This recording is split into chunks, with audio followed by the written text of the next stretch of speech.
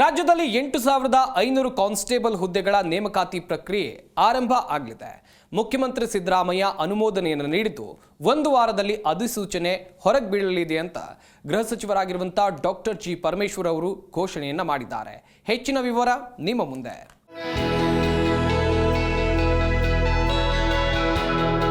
ರಾಜ್ಯದಲ್ಲಿ ಪೊಲೀಸ್ ಇಲಾಖೆಯಲ್ಲಿ ಉದ್ಯೋಗದ ಕನಸು ಕಾಣ್ತಾ ಇರುವ ಸಾವಿರಾರು ಯುವಕ ಯುವತಿಯರಿಗೆ ಸಿಹಿ ಸುದ್ದಿ ಸಿಕ್ಕಿದೆ.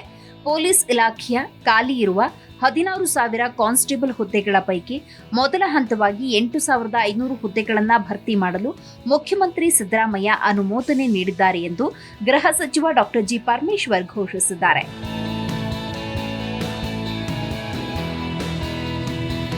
ಈ ಬಗ್ಗೆ ಮಾತನಾಡಿದ ಗೃಹ ಸಚಿವರು, ಮುಖ್ಯಮಂತ್ರಿಗಳ ಅನುಮೋದನೆಯ ನಂತರ ಒಂದು ವಾರದ ಒಳಗೆ ನೇಮಕಾತಿ ಅಧಿಸೂಚನೆ ಹೊರಬಿಡಲಾಗುತ್ತೆ.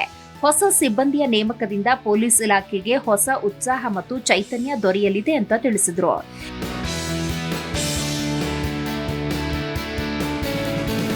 ರಾಜ್ಯ ಪೊಲೀಸ್ ಇಲಾಖೆಯ ಕೆಎಸ್ಆರ್ಪಿ, ಸಿಎಆರ್ ಹಾಗೂ ಸಿವಿಲ್ ವಿಭಾಗಗಳಲ್ಲಿ ಉಂಟಾದ ಸಿಬ್ಬಂದಿ ಕೊರತೆಯನ್ನ ನಿವಾರಿಸುವ ನಿಟ್ಟಿನಲ್ಲಿ ಈ ನೇಮಕಾತಿ ನಡೆಯಲಿದೆ.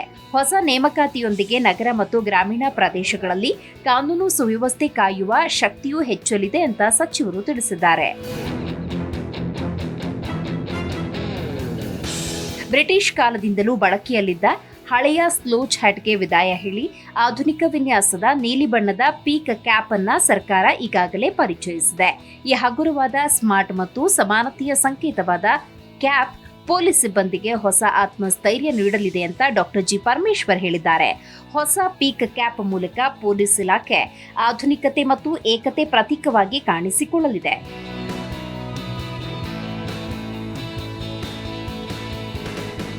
ಇನ್ನು ಸರ್ಕಾರ ಪೊಲೀಸ್ ಇಲಾಖೆಯಲ್ಲಿ ಪ್ರಮುಖ ಕ್ರಮಗಳನ್ನು ತೆಗೆದುಕೊಂಡಿದೆ. ಇನ್ಸ್ಪೆಕ್ಟರ್ನಿಂದ ಎಸ್ಪಿ ಶ್ರೇಣಿಯವರೆಗಿನ ಅಧಿಕಾರಿಗಳು ಕನಿಷ್ಠ 2 ವರ್ಷಗಳ ಕಾಲ ಒಂದೇ ಸ್ಥಳದಲ್ಲಿ ಸೇವೆ ಸಲ್ಲಿಸಬೇಕು.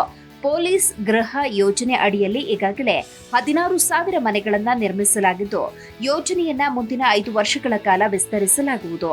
ಆರೋಗ್ಯ ತಪಾಸಣೆ ವೆಚ್ಚವನ್ನ 1,500 ರೂಪಾಯಿ ಹೆಚ್ಚಿಸಲಾಗಿದೆ. ಕರ್ತವ್ಯ ನಿರ್ವಹಣೆಯ ವೇಳೆ ಮೃತಪಟ್ಟ ಸಿಬ್ಬಂದಿಯ ಕುಟುಂಬಕ್ಕೆ ಅನುಕಂಪದ ಉದ್ಯೋಗ ನೀಡೋ ಪ್ರಕ್ರಿಯೆ ವೇಗಗೊಳಿಸಲಾಗಿದೆ. ಪೊಲೀಸ್ ಇಲಾಖೆಗೆ ಹೊಸ ಸೌಲಭ್ಯಗಳು, ನೇಮಕಾತಿ, ಕಲ್ಯಾಣ ಕ್ರಮಗಳಿಂದ ಸಿಬ್ಬಂದಿಯ ಆತ್ಮಸ್ಥೈರ್ಯ ಹೆಚ್ಚುತ್ತೆ.